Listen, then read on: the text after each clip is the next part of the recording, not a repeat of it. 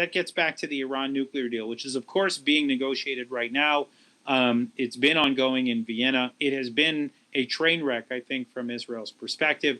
The envoy to these talks, Rob Malley, has been making one concession after another on behalf of the United States.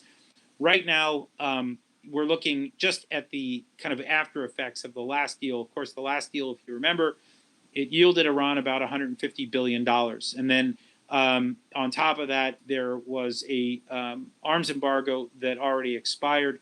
That was last year. There's another embargo that's going to end next year on ballistic missiles. And then there are all the other sunsets with regard to the other nuclear restrictions that are going to melt away as written in the last deal. Well, this is the deal that the Biden administration would like to go back to, except now there are additional clauses that the Israelis are wrestling with. One is that the IRGC, the Islamic Revolutionary Guard Corps, which I understand from Colin, is not designated in Australia, but it is designated here in the United States, and it should remain so.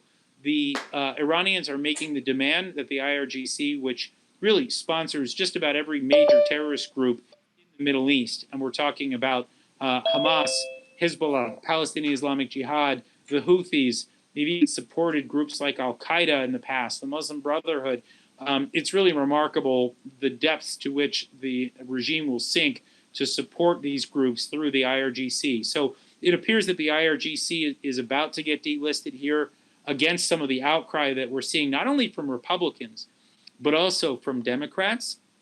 And so that will be, I think, quite a controversy here in the United States. It could be that the United States steps back from that decision, but then there will be others. There are, according to what we're hearing about the deal right now, the Iranians are calling for the closing of 4 different files at the International Atomic Energy Agency, the IAEA, including one site where it is believed that Iran has been processing uranium metal, which is a core component for a warhead. Really remarkable that this would even be on the table right now, but this is what we're hearing out of the Vienna talks.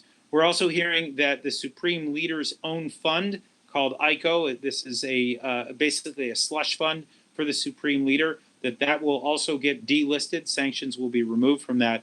There will be about $130 to $140 billion that will come to Iran. They will flow to Iran by way of sanctions relief in various forms, oil, businesses, etc.